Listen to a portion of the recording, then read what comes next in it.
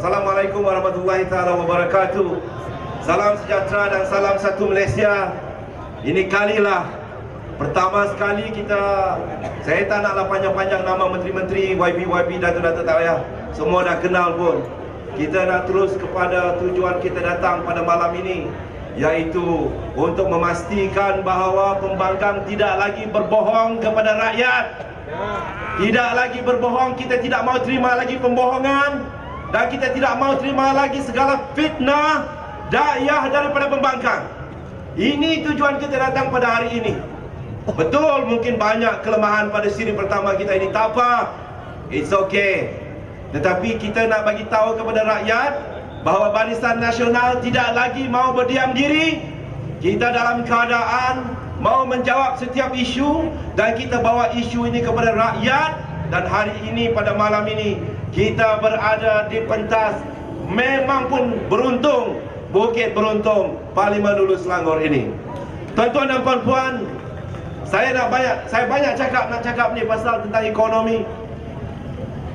Ada 2-3 isu, tapi saya nak mulakan dengan, saya tahu rakan-rakan Tan Sri Noor, ramai sini, Mah, Deba Mani, semua tahu apa nak cakap selepas ini. Tapi saya nak bercakap sedikit tentang bagaimana sistematiknya, merbahayanya pembangkang ini, cara mereka berpolitik dalam menggugat ekonomi negara kita.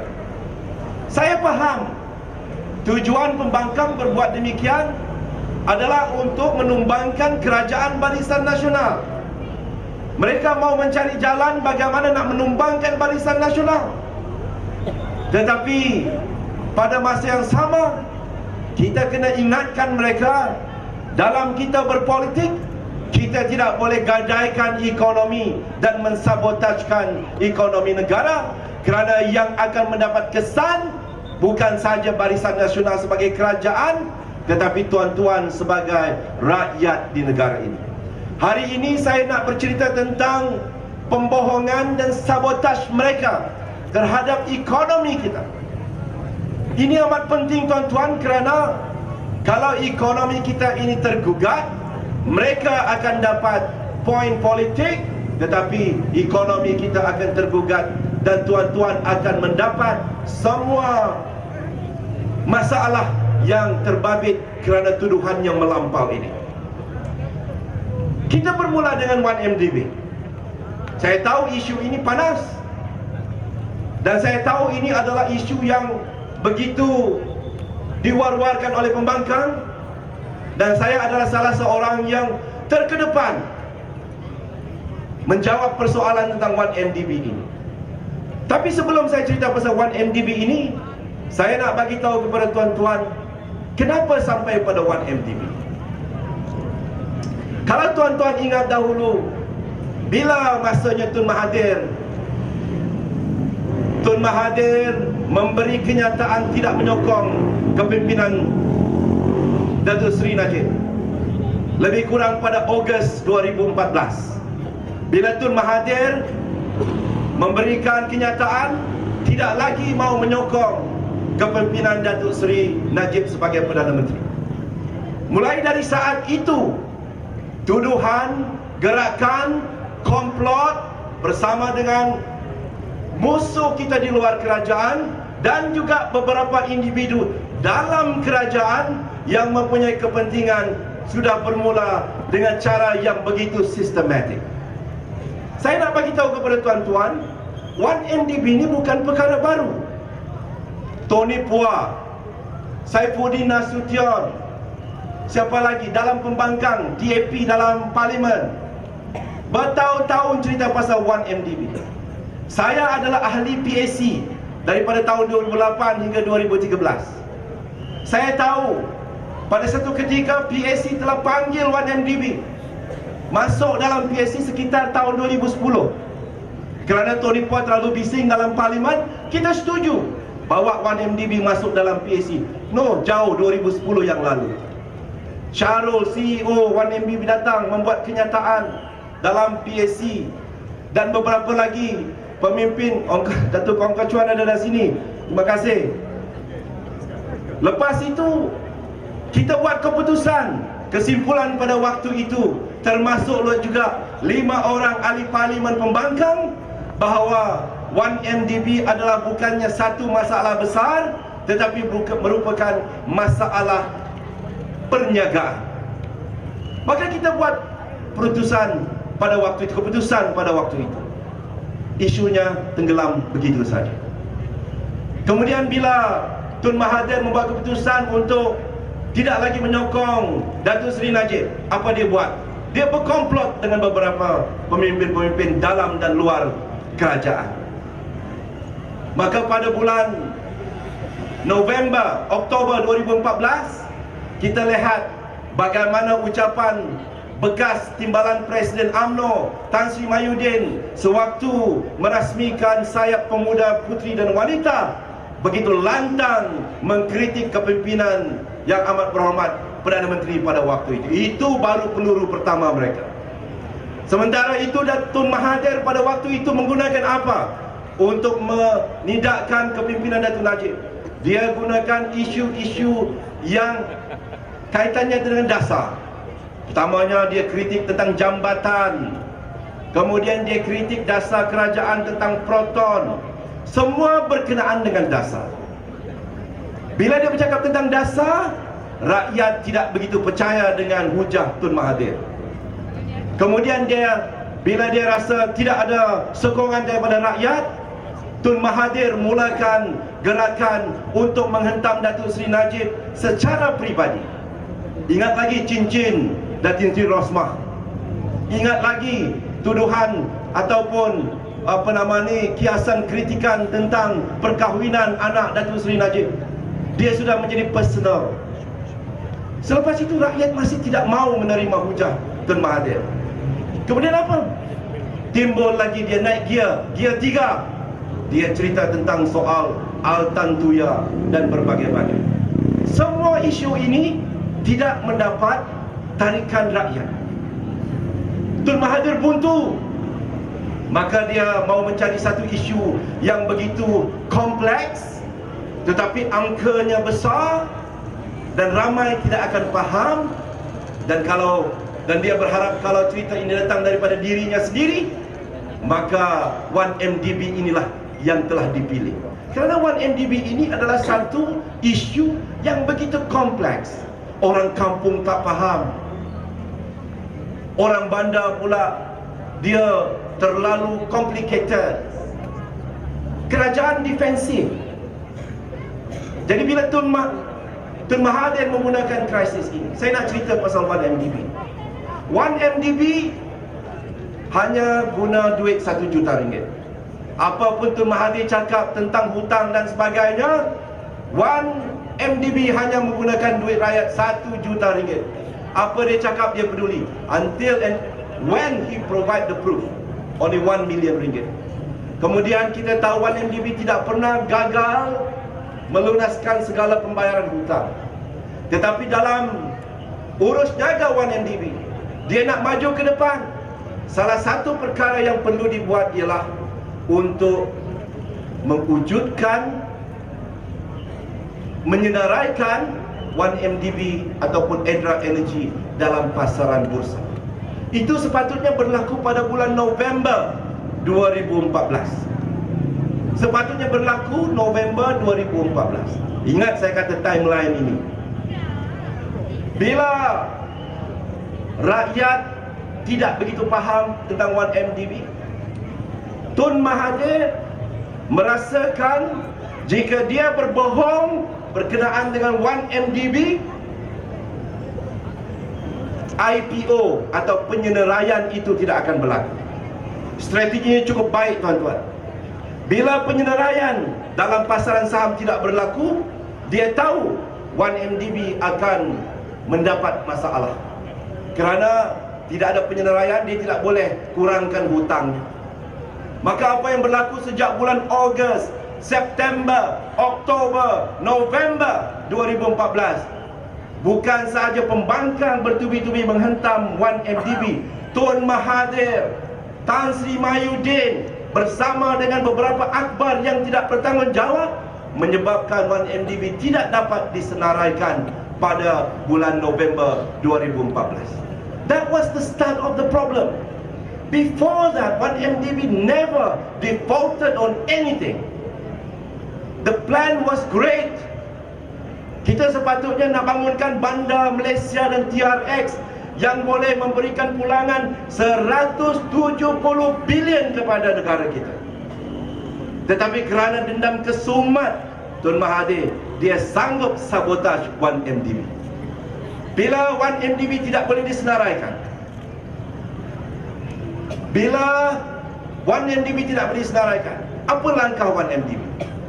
Dia kata, kalau saya tidak boleh disenaraikan, saya terpaksa ambil lagi pinjaman untuk menampung pinjaman yang sedia ada. Sebab sepatutnya ada bursa, ada penyenaraian. Bila dia telefon bank, bank kata, nama kau rosak sangat dah. Tun Mahathir dah cakap teruk sangat pasal awak. Saya tidak boleh lagi memberikan pinjaman kepada awak. Bila bank tak boleh bagi duit, IPO tak jadi, bank tak jadi, akhirnya kalau tuan-tuan yang tahu tentang cara berniaga, dia akan kembali kepada siapa? IPO tak boleh buat, bank tak nak deal, you have to go to the shareholder. Pada waktu itu saya masih ingat lagi tahun 2015, awal 2015, bila masalah telah bertambah, maka 1MDB mau meminjam buat pertama kali duit daripada kerajaan. Kerana kerajaan adalah shareholder. Bila kita luluskan pada hari Rabu kabinet, hari Jumaat Tan Sri Mahyudin atas arahan pihak tertentu buat kenyataan yang dia tidak menyokong kepada pinjaman tersebut. Pada awalnya dia setuju. Dia adalah salah seorang daripada ahli kabinet yang meluluskan pinjaman tersebut. Tetapi 2 hari selepas itu, saya masih ingat, saya duduk sembahyang Jumaat di masjid di Putrajaya. Dia tanya saya, Rahman, kamu dah buat kenyataan ke? Kenyataan apa, Tan Sri? Ni kenyataan nak sokong pinjaman yang diberikan, yang telah diluluskan oleh kabinet. Saya kata, saya belum lagi, Tan Sri.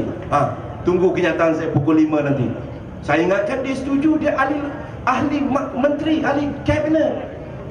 Bila keluar kenyataannya pada petang hari Jumaat itu, 2 hari selepas meluluskan, dia kata dia nak jadi hero. Dia kata pinjaman ini tidak boleh dan bermacam-macam lagi. Dia handbrake. Tapi tak apa. Bila IPO tak jadi, bank don't want to deal with you, your shareholder abandon you, what else do you do? You have to sell your assets. Kita kena jual harta. 1MDB terpaksa jual harta. Bagaimana nak buat bisnes kalau IPO telah diburukkan, namanya tak jadi, kemudian dengan bank tak boleh deal sebab nama dah buruk, kemudian shareholder pun dah lulus, lepas tu Tan Sri Mahyudin buat hal, akhirnya dia terpaksa jual tanah. Harta dia adalah tanah dia. Bila nak jual kepada tabung haji, puak yang sama bising. Oh, ini saya masih ingat lagi Mukris kata apa? Tabung haji adalah duit rakyat yang nak menabung pergi naik haji.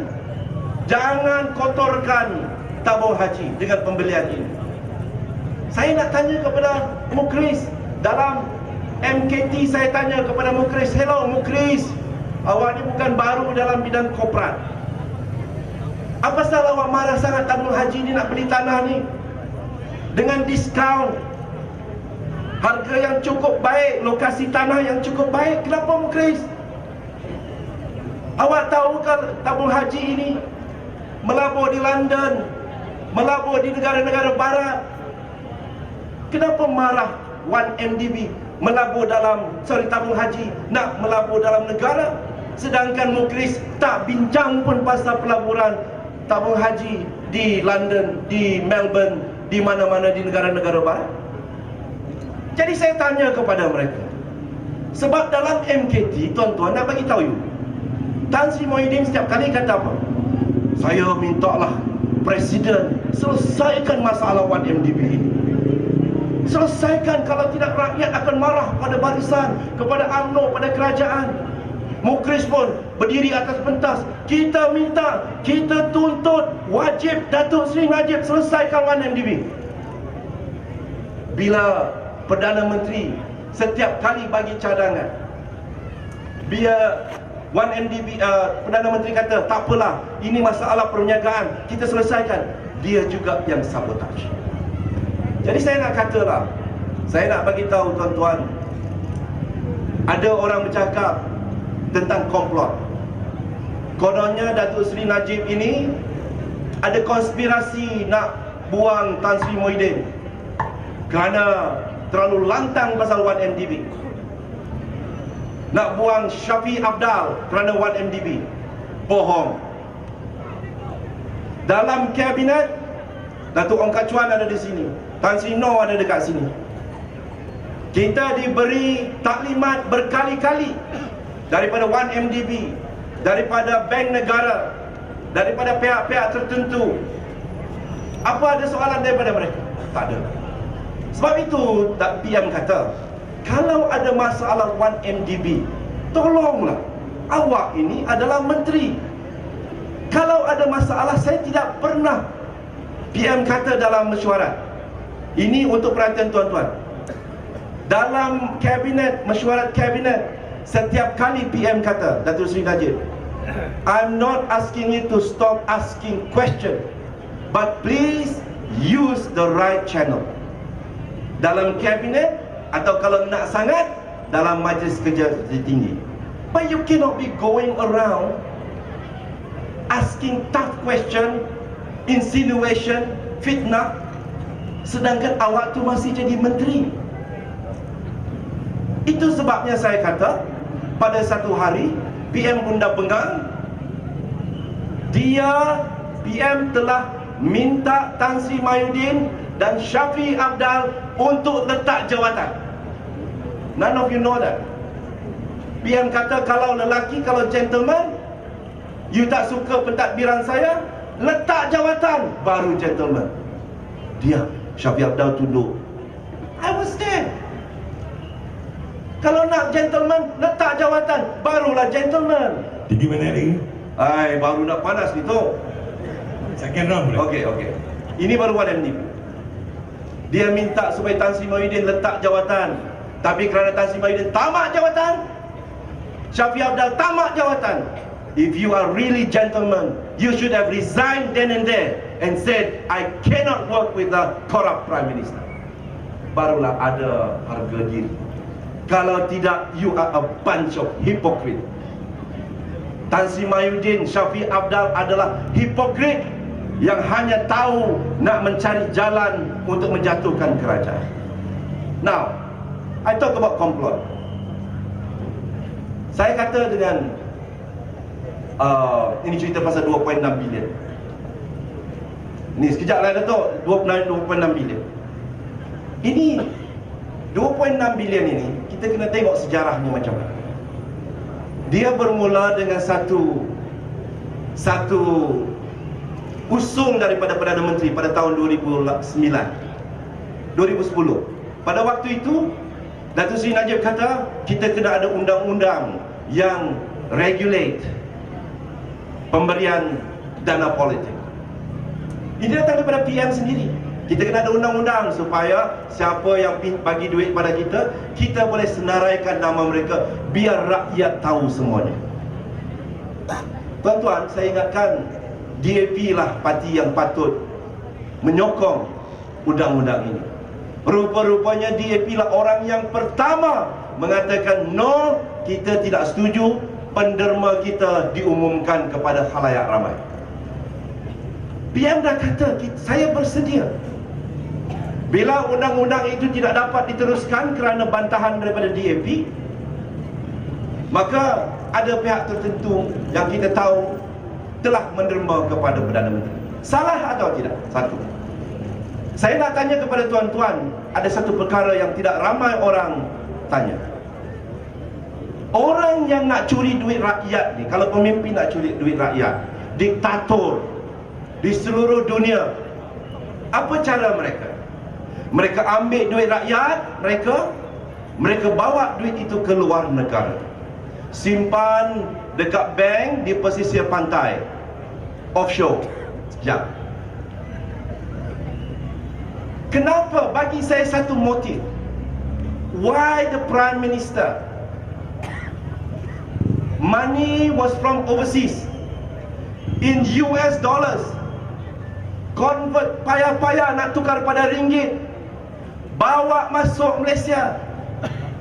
Dalam bawa masuk Malaysia, letak dalam bank Malaysia, bukannya bank Hong Kong Bank ke Shanghai Bank, letak dalam bank M-Bank, di mana daripada manager kepada kerani akan tahu siapa. Lepas itu letak pula atas nama akaun peribadi Datuk Seri Najib sendiri. Ask this question. Apa motif dia?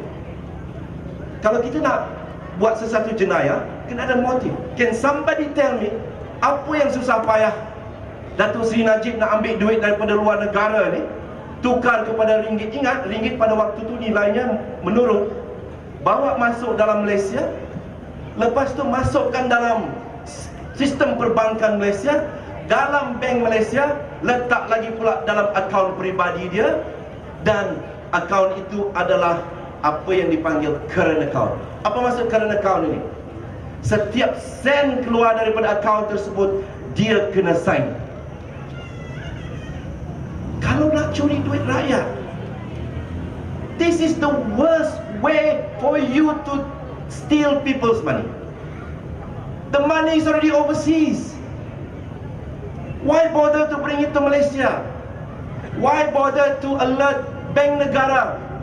Why bother to alert the pengarah, kerani dan juga pegawai-pegawai bank M-Bank? Why bother to open your own account? Why? Kerana ini adalah apa yang dikatakan adalah hadiah untuk Datuk Seri Najib dengan aktiviti politik. Now, ingat, akaun peribadi ini bukan akaun yang dia pakai untuk bayar kereta yang akaun. Dia buka akaun baru. Sebab saya tengok, kalau saya tanya orang, ini akaun peribadi Datuk Seri Najib. Betul. Dia bukan akaun peribadi yang digunakan setiap hari. Bukan. Dia buka akaun baru hanya untuk duit ini masuk. That's the first question you should ask. Bila saya berkata dengan Tan Sri Mahyudin, ingat gegaran di Ranau pada bulan Jun ke 2015, bila PM tak dapat turun ke negeri Sabah, dia berada di Saudi Arabia, dia arahkan Tan Sri Mahyudin untuk pergi ke Sabah. Saya ambil kesempatan itu untuk bersama dengan Tan Sri Mahyudin sebagai Timbalan Perdana Menteri, sebab saya ahli parlimen daripada Sabah, terbang daripada Subang pergi ke Sabah 2 jam setengah. Dalam kapal tu saya tanya kepada Tan Sri, Tan Sri, what are you doing? Oh, inilah itulah macam-macam. Then I said, look,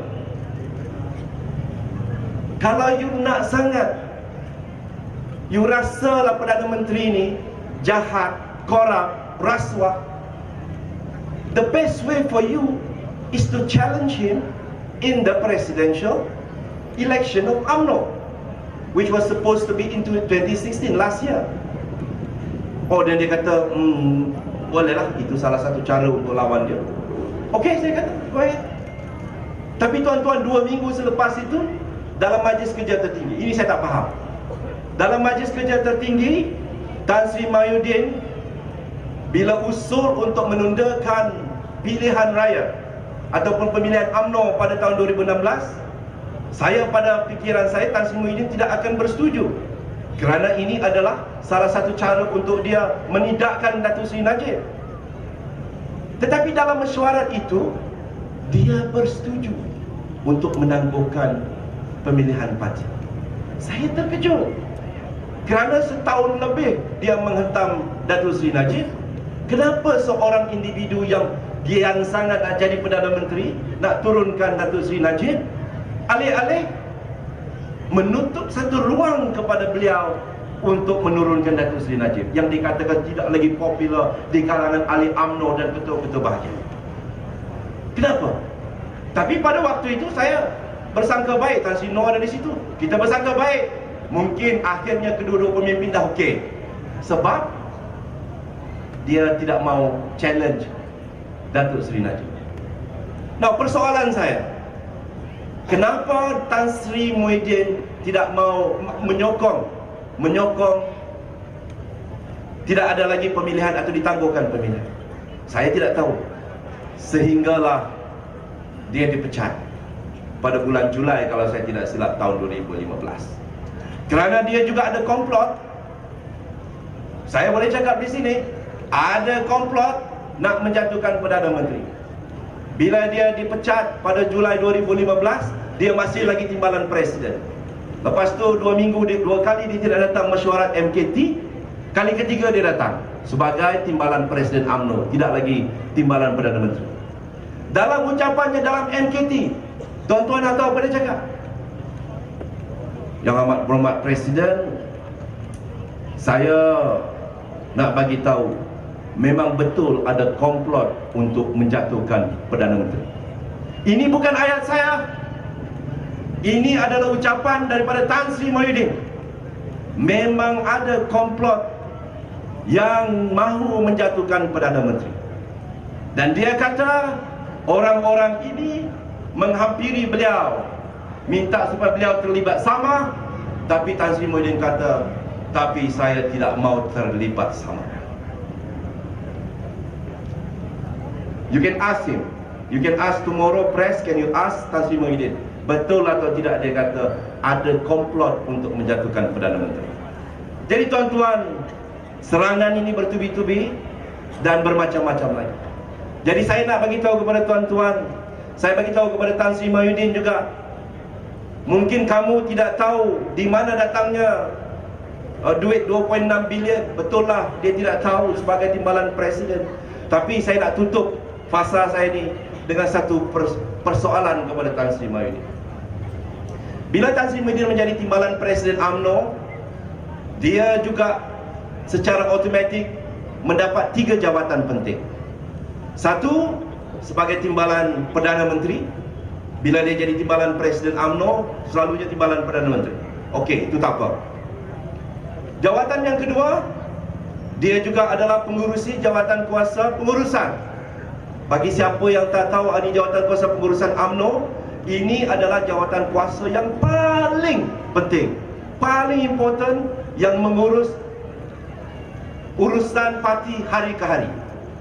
Dia pengurusi, bukan presiden parti. Dan satu lagi jawatan ialah bila dia jadi timbalan presiden, dia juga adalah pengarah pilihan raya. Soalan saya kepada Tan Sri Muhyiddin senang. Betul, you don't know where the money come from, maybe, I don't know. But you surely knows how much we need. Saya bagi perumpamaan dan nasihat brother saya. Bila ada ketua bahagian, sama ada UMNO, MCA, MIC Gerakan, kalau ada ketua cawangan datang, Datuk ketua bahagian, saya perlukan 10,000 untuk program, katalah program tournament bola sepak. Ketua cawangan tak tahu di mana tuan-tuan nak cari duit. Yang dia tahu, 1 minggu selepas itu dia kena panggil, ada duit. So begitu juga dengan UMNO. Tan Sri Muhyiddin tak tahu, tapi dia tahu berapa keperluan parti semasa urusan parti, sebelum pilihan raya dan semasa pilihan raya. So don't you ever say you don't know how much we need Tan Sri Muhyiddin. He knows. Tetapi hanya kerana dia tidak tahu dari mana datangnya punca ini, dia mesti tahu how much we need. So it was the responsibility of tanggungjawab presiden untuk mencari duit. Dan tidak salah dalam undang-undang, baik undang-undang negara maupun undang-undang parti, bahawa dana untuk parti dipegang oleh presiden. Last point. Saya nak bagi tahu tuan-tuan, ni ramai yang masih lagi berkhidmat di bawah Tun Mahathir. Bagaimana cara Tun Mahathir dulu pegang duit UMNO? Zaman Tun Mahathir dulu, duit UMNO dipegang oleh orang-orang individu. Kenapa saya tahu? Sebab dia sendiri cakap. Pergi tengok tahun 2006 bila dia bergaduh dengan Pak Lah. Tun Mahathir kata dalam satu kenyataan, pergi tanya Pak Lah, what happened to 1.4 billion I handed over to him when he became president of UMNO. It's in the Google, you Google it. 1.4 billion when I handed over UMNO dalam bentuk harta, cash dan sebagainya. 1.4 billion, 1.4 billion tahun 2003 bila dia hand over kepada Pak Lam. Dan pada waktu itu dia tanya lagi, actually more than that. Tapi ramai orang yang pegang duit rakyat, duit UMNO ni, entah ke mana dia dah pergi, dah lari. Now, kalau you tanya, kalau abang-abang, adik-adik, kakak-kakak tanya saya sebagai ahli UMNO, sama ada saya mau presiden UMNO pegang duit UMNO, duit parti oleh individu-individu yang belum tentu ahli UMNO, atau cara Datuk Seri Najib letak duit itu dalam akaun dia secara terbuka, di mana bank tahu, ada cek dan sebagainya. Saya nak bagi tahu kepada tuan-tuan, sebagai ahli UMNO, saya lebih suka cara Datuk Seri Najib pegang duit parti dalam akaun individu parti dirinya sendiri daripada individu-individu kroni-kroni Tun Mahathir yang kita tidak tahu mana dah pergi duit UMNO, harta UMNO sampai sekarang ini. So that's the difference. Saya berhenti di situ buat sementara waktu. Saya ada 2-3 poin dalam ekonomi ini, dan saya harap ini adalah sebahagian daripada permulaan kita menerangkan isu ini, and we are transparent. Kita nak minta ada lagi rakan-rakan lain yang akan bercerita tentang isu Selangor dan sebagainya. Jadi saya berhenti di situ dulu, Dato' Zain Esma. Thank you very much.